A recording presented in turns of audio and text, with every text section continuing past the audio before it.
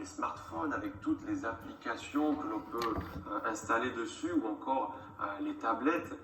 Actuellement, en 5 minutes, on peut télécharger une application de partage et commencer à profiter d'un service de partage immédiatement. Donc c'est relativement simple à utiliser grâce aux nouvelles technologies. On peut quand même dire aussi que la consommation collaborative n'a quasiment pas de limite concernant les services ou les biens que l'on peut partager.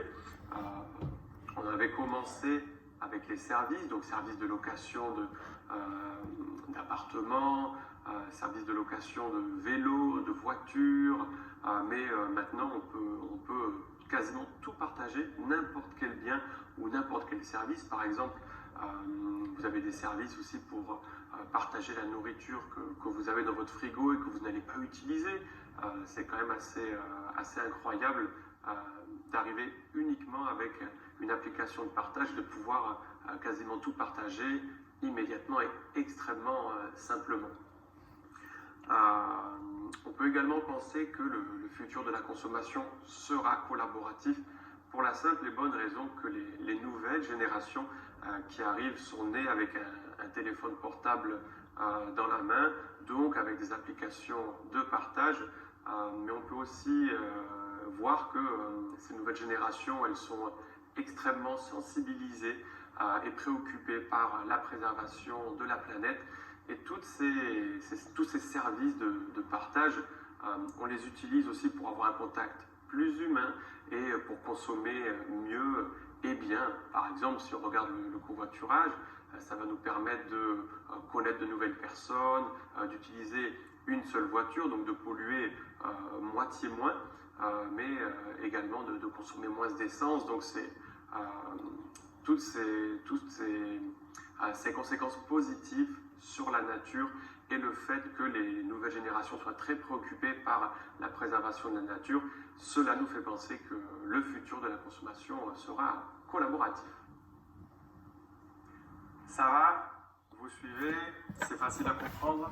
Bien, c'est super. Alors, une fois que vous avez présenté vos idées et vos arguments, que vous les avez accompagnés d'exemples concrets, d'explications pertinentes, une chose que vous pouvez faire, c'est parler de votre expérience personnelle, si vous en avez une, sur le thème. L'objectif, c'est d'apporter du contenu de qualité à votre exposé, mais surtout de préparer un peu la conclusion, puisque en présentant votre expérience personnelle, ça va donner aussi une idée à l'évaluateur sur votre position. Est-ce que vous êtes plutôt favorable ou défavorable à quelque chose, dans notre cas concret, la consommation collaborative, par exemple. Alors, attention, quand vous présentez votre expérience personnelle, comme pour les idées et les arguments, absolument, vous devez donner des informations concrètes, précises, le plus détaillées possible pour que réellement ce soit intéressant et ça apporte de l'intérêt à votre exposé.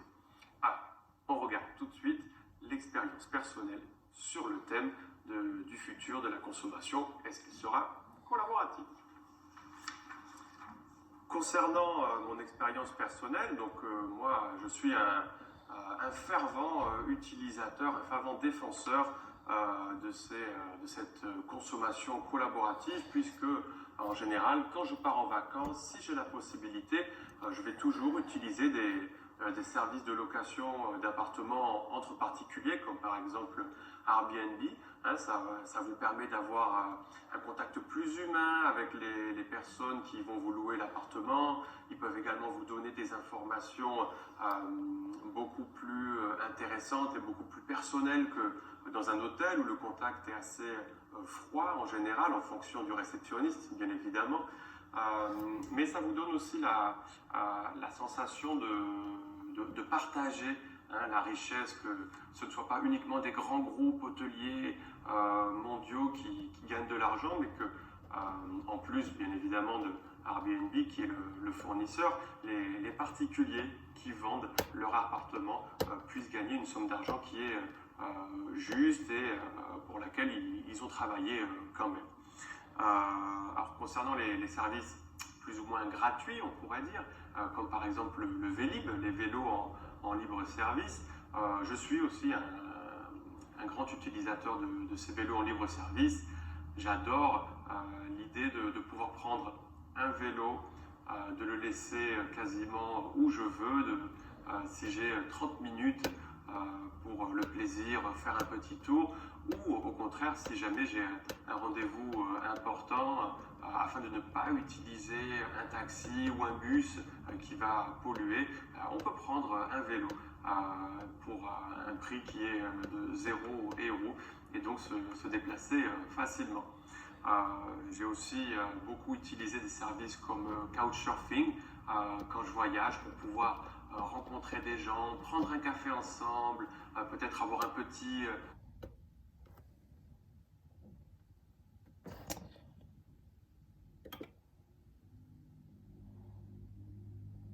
Oh non. Pardon. C'est l'internet.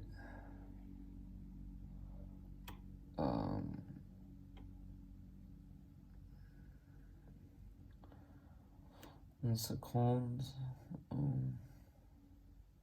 Tour guidé d'une ville en partageant un petit verre avec quelqu'un. Et donc, je pense que dans le monde, de plus en plus de personnes vont utiliser ces services parce que ça nous rapproche les uns les autres.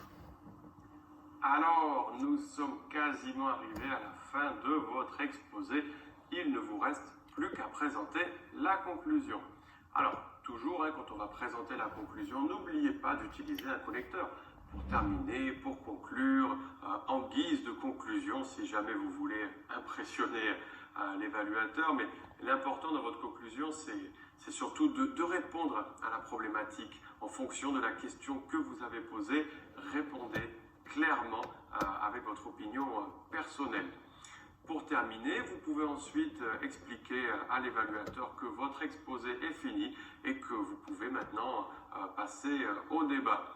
Une autre manière de terminer votre exposé, si vous en avez la possibilité et le thème que vous avez choisi est un thème que vous connaissez, que vous maîtrisez bien, vous pouvez ce qu'on appelle ouvrir le débat et donc terminer par une question ouverte à l'examinateur qui puisse également apporter une réflexion personnelle.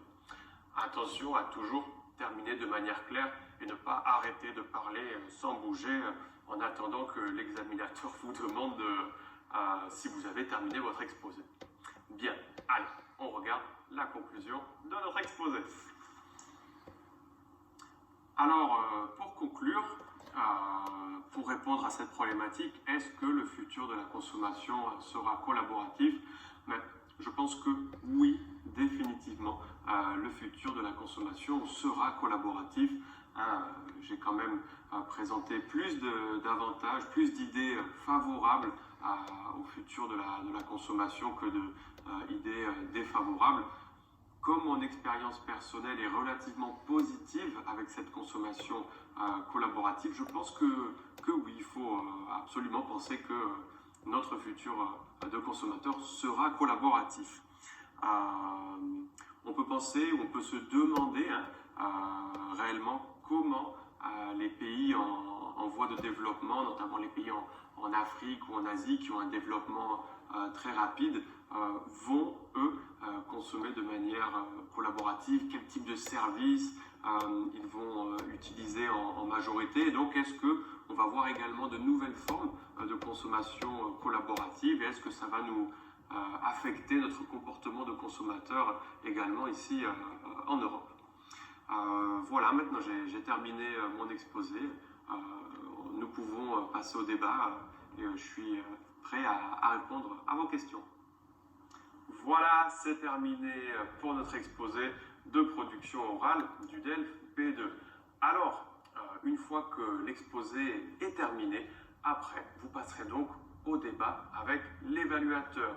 Et on va vous demander de faire deux choses, d'accord? La première, ce sera d'apporter des précisions sur les différents arguments ou idées que vous avez présentés.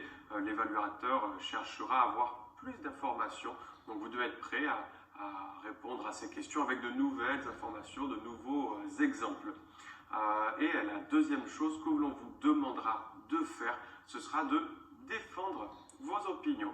Alors dans ce cas, l'évaluateur vous dira peut-être qu'il n'est pas d'accord avec un de vos arguments ou un de vos exemples présentés. Et ici, vous avez deux possibilités. La première, ce sera de défendre votre opinion, donc en apportant de nouveaux arguments, de nouveaux exemples pour montrer à l'évaluateur que c'est vous qui avez raison. La deuxième possibilité, ce serait un petit peu de nuancer ce que vous avez dit et donc peut-être de voir que vous n'avez pas totalement raison et essayer d'expliquer pourquoi avec encore de nouvelles idées et de nouveaux exemples. Le débat avec l'évaluateur, vous devez essayer de voir ça comme une conversation entre deux personnes qui ne sont pas totalement d'accord sur le thème et qui essayent un petit peu de chercher le plus d'éléments possibles pour pouvoir se faire une idée personnelle. Pour les personnes qui souhaiteraient donc télécharger le thème de la production orale que nous avons choisi aujourd'hui, les différentes idées que l'on a proposées et le plan que nous avons présenté, vous pouvez cliquer juste ici en haut et vous arrivez à tous les documents et à une fiche didactique sur le blog. Pour les gens qui ne sont pas encore inscrits à la chaîne, vous pouvez le faire juste ici en cliquant et vous recevrez toutes les semaines nos vidéos. Et pour tout le monde, on vous souhaite une excellente semaine et on vous dit à jeudi prochain. Ciao, ciao!